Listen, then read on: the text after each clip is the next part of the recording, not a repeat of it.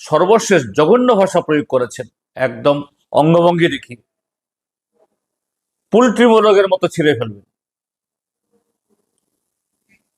আমি রাজ্যের মাননীয় মুখ্যমন্ত্রীকে বলবো এবং রাজ্যের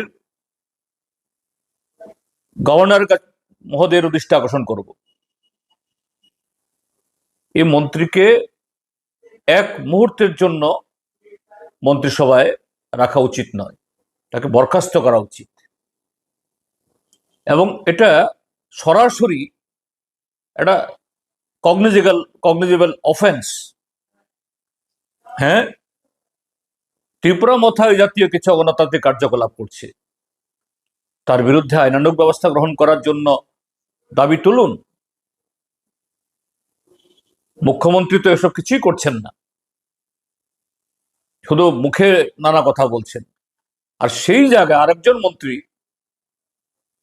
যারা আইন ভাঙছে, সংবিধান অমান্য করছে, সন্ত্রাসের বাতাবরণ তৈরি করছে, তিনি পাল্টা সন্ত্রাসের কথা বলছেন। আমি একে শুধু নিন্দা না, আমি বলবো ইমিডিয়েটলি তার বিরুদ্ধে প্রচলিত আইন অনুসারে ব্যবস্থা গ্রহণ করা দরকার।